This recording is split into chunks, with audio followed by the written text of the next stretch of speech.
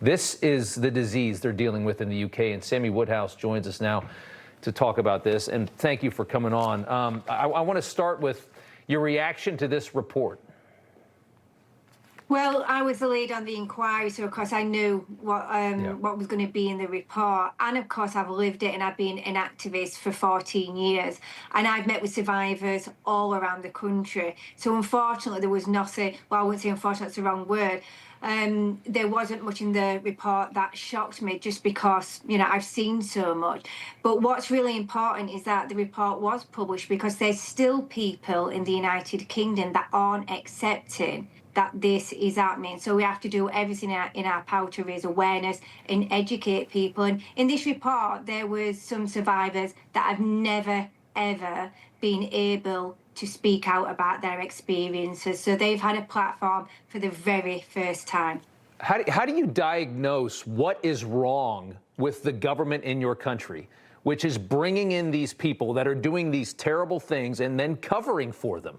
How do you I mean, I would be so furious. I would be as furious as so many millions are in your country. Yeah, we are absolutely furious, and we've had enough.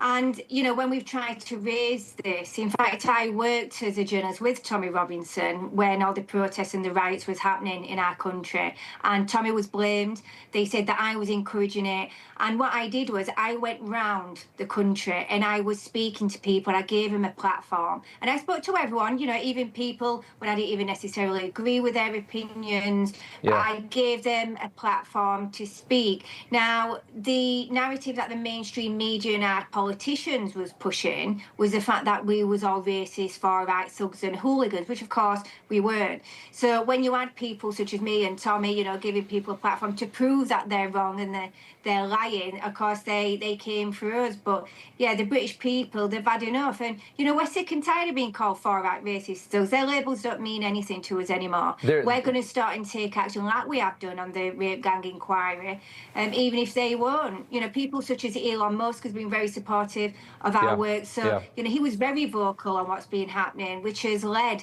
to such conversations. Real quick before I let you go, you wrote online that you appeared on Good Morning Britain in a live interview about grooming gangs, and before you went on the air, you were told not to mention the race of the perpetrators, which, again, these rape gangs are predominantly Islamic, predominantly from Pakistan. They told you not to talk about the race. That is the disease. What is wrong with these people? Yeah. Exactly what is wrong. It were absolutely disgusting and so disrespectful for them to say that. But of course I ignored them and I called it out live on air. But what they need to remember is that could have been a survivor that's not as confident and as strong as what I was. You know, it could have been the first time they spoke out, and they could have walked away and not done that interview. So we have to keep pushing, we have to keep exposing. Even the mainstream media, you know, they've showed hardly any interest in this report. Yeah. I'm not surprised. Yeah. Well, Sammy Woodhouse, thank you for the hard work in putting together this report, and for taking such a horrible thing in your life and turning it into action, which is so difficult to do. We appreciate your time and coming on as well. Information. Truth is freedom. Is Newsmax.